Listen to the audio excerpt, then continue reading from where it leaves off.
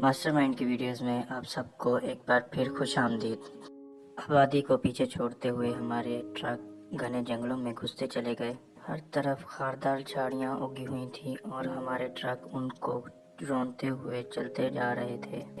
पाक फौज ने दुश्मन का कई इलाका अपने कब्जे में ले लिया था और आगे उनकी एक बहुत ज़बरदस्त चौकी थी और हमारा मकसद उस चौकी पर कब्जा करना था और ये काम आसान नहीं था। अगले मोर्चों पर पहुंचकर मेजर साहब ने जूनियर अफसरों को आइंदा के लिए हिदायत दी और मुझे साथ लेकर ज़ेरे ज़मीन कैंप चले गए। थोड़ी देर बाद 3 मज़ीद फौजी अंदर कैंप में शामिल हुए और उन्हें भी मेजर साहब ने ही बुलाया था। बाहर से देखने में ये सिर्फ एक झुंड ही नज़र आया था, लेकिन अंदर बहुत खूबसूरत था। हर साइड पर जंगी सामान सजा हुआ था। बाहर शाम हो चुकी थी, जिसकी वजह से अंदर काफ़ी गहरा अंधेरा हो चुका था। एक फौजी साथी ने मैटर बॉक्स चलाया।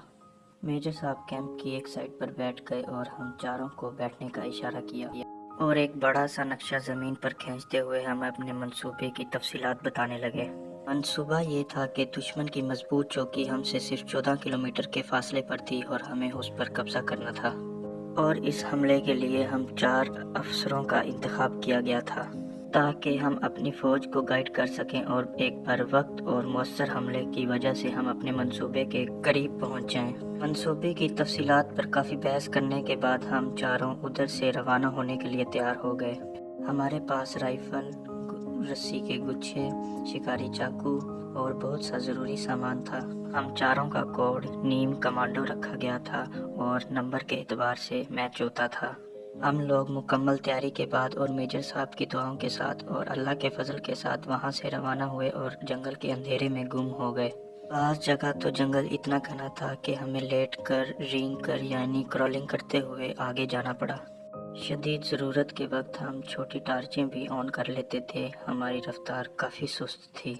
यही वजह थी कि हमने रात भर में सिर्फ 10 किलोमीटर का सफ़र तय किया था और जब फितरत ने शहर का ऐलान किया तो हम सब लोग एक नदी किनारे पहुंच चुके थे। हमारे लीडर कमांडो 1 ने नदी के करीब एक झाड़ियों के झुंड की तरफ इशारा किया और हम सब उसकी तरफ चल दिए।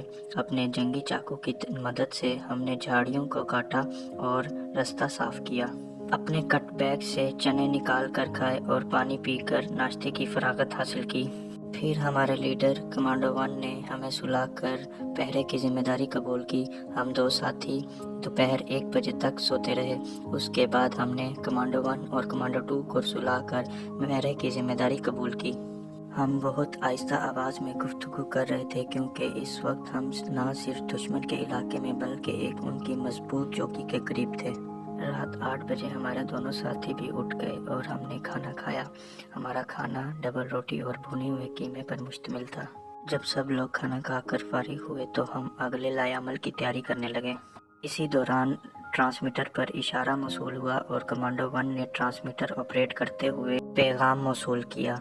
पैगाम मेजर साहब का था और उन्होंने नामालूम वजह की बिना पर हमारी पेशकदमी रोक दी और हमें जहाँ रहो वहीं रुको का हुक्म दिया। अब अगले हुक्म तक हमारे पास करने को कुछ नहीं था, इसलिए हम लंबी तान कर सो गए और सुबह सूरज की पहली किरण पर हमारी आंख खुली और हम उठकर नदी के किनारे गए और नदी के ठंडे पानी से हाथ मुंह धोया। हाथ मुंह धोकर हम अपने ठिकाने में वापस आ गए। अभी वापस आए ही थे कि अचानक आसमान से बादलों से भर गया। फिर बूंदाबांदी शुरू हुई और देखते ही देखते ये बूंदाबांदी मूसलाधार बारिश में तब्दील हो गई। हमारे पास बारिश से बचने का सिर्फ एक ही तरीका था कि हम घने दरख्त के नीचे पनाह लें।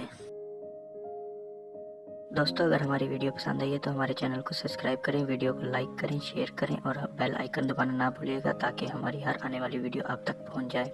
मिलते हैं अगली वीडियो में, तब तक के लिए अल्लाह हाफिज़।